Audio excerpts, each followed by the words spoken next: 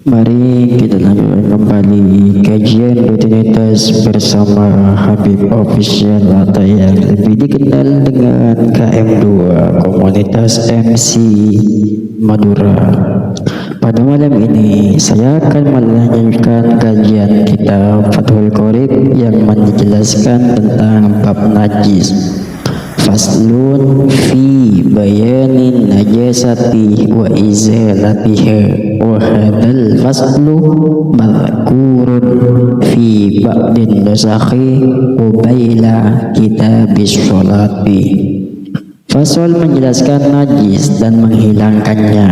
Di dalam sebagian redaksi, fasal ini disebutkan sebelum kitab sholat. Najis secara bahasa adalah sesuatu yang dianggap menjijikkan, dan secara syara adalah setiap benda yang haram digunakan secara mutlak dalam keadaan normal beserta mudah untuk dibedakan, bukan karena kemuliaannya, menjijikkannya, dan bukan karena berbahaya pada badan atau akal.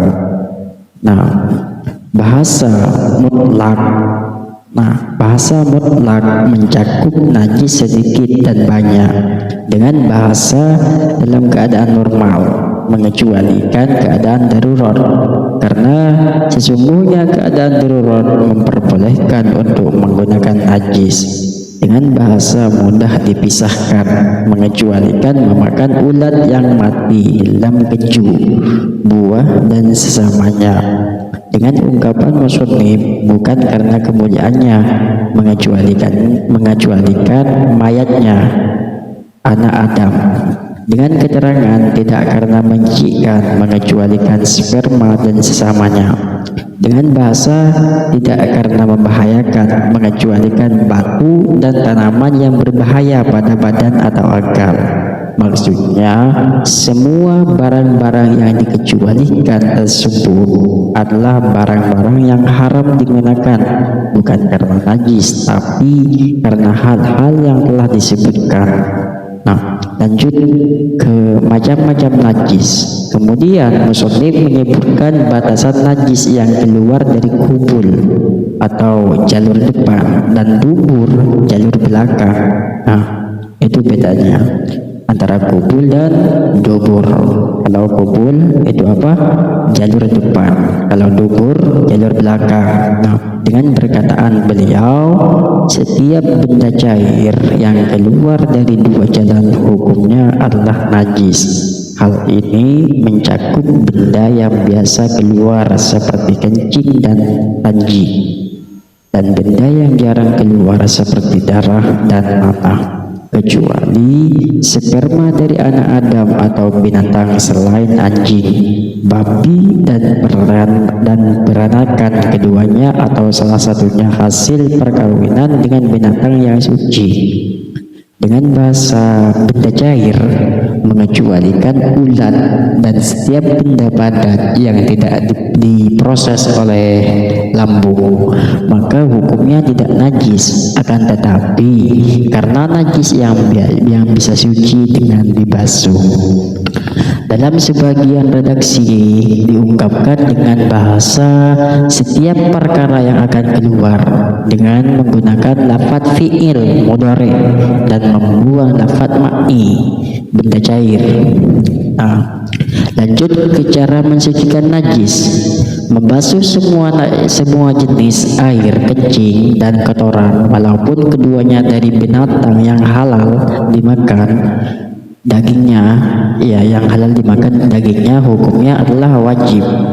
Cara membasuh najis jika terlihat oleh mata, dan ini disebut dengan najis ainiyah, adalah dengan menghilangkan bendanya dan menghilangkan sifat-sifatnya, baik rasa, warna, atau baunya.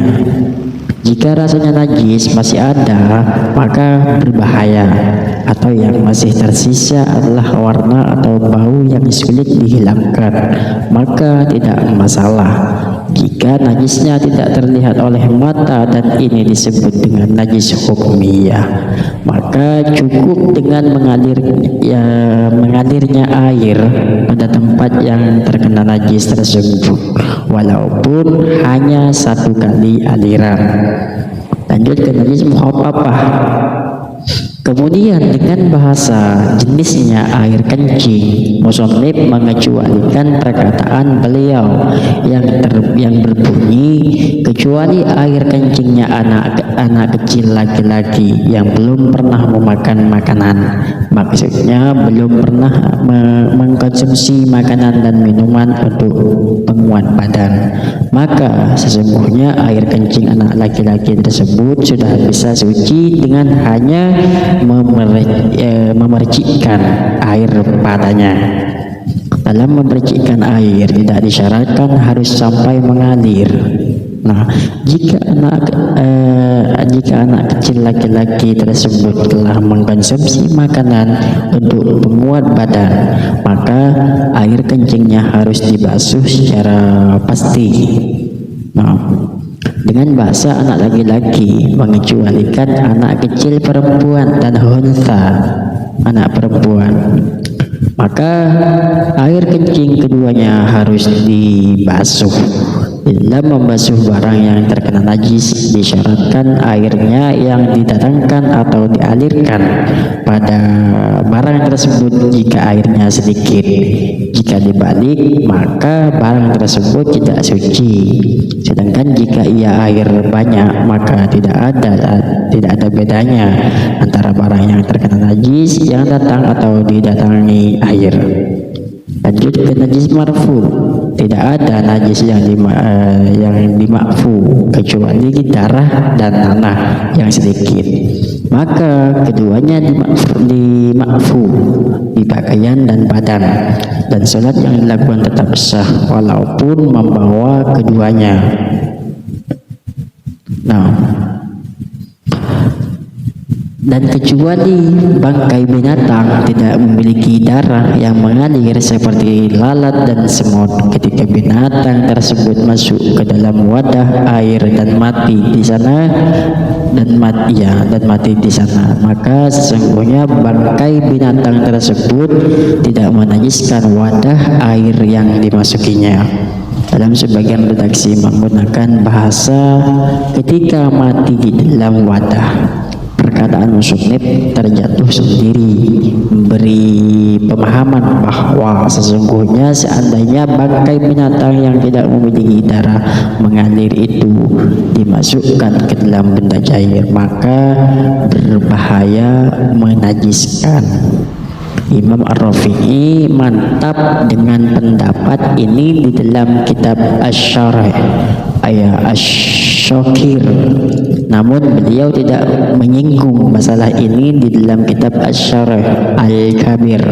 Ketika bangkai binatang yang tidak memiliki darah mengalir itu berjumlah banyak dan merubah sifat cairan yang dimasukinya, maka bangkai itu menajiskan benda cair tersebut, ia menajiskan benda cair tersebut.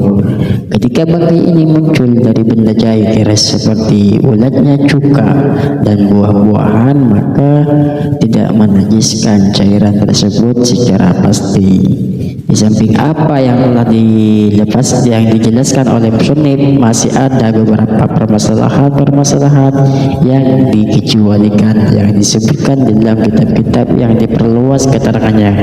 Sebagiannya telah dijelaskan dalam kitab Taharah, suci dan mensucikan. Lanjut ke najis mughalladah. Nah, ini semua binatang hukumnya suci kecuali anjing, babi, dan peranakan keduanya atau salah satunya hasil perkawinan dengan binatang yang suci. Ungkapan musannif ini mencakup terhadap sucinya ular yang muncul dari najis, dan memang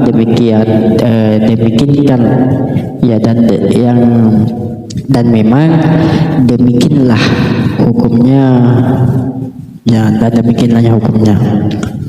Bangkai semuanya hukumnya adalah najis kecuali bangkai ikan, belalang, dan anak Adam. Dalam sebagian redaksi diungkapkan dengan bahasa Ibnu Adam, maksudnya bangkai masing-masing barang di atas, maka sesungguhnya hukumnya suci. Wadah yang terkena liur anjing atau babi maka harus dibasuh 7 kali dengan menggunakan air suci mensucikan. Setelah satu basuhan dicampur dengan debu suci mensucikan yang merata di seluruh tempat yang terkena najis. Jika barang terkena najis tersebut dibasuh dengan air mengalir yang keruh, maka cukup mengalirnya air tersebut 7 kali tanpa harus dicampur dengan debu. Ketika benda najis anjing tersebut belum hilang, kecuali dengan 6 basuhan semisal, maka seluruh basuhan dianggap 1 kali basuhan. Tanah yang berdebu yang terkena najis ini tidak wajib diberi debu saat membasuhnya menurut qaul al-Asy'ah. Lanjut ke najis mutawassithah. Untuk najis-najis yang lain maka cukup dibasuh 1 kali yang dialirkan pada najis tersebut. Dalam sebagian redaksi menggunakan bahasa marratan sekali, 3 kali as-salatu. Basuhan adalah lebih utama. Dalam sebagian redaksi menggunakan bahasa as-salafatu dengan menggunakan tak di akhirnya. Lanjut ke air sisa basuhan najis. Ketahuilah sesungguhnya air basuhan najis setelah sucinya tempat yang dibasuh hukumnya adalah suci.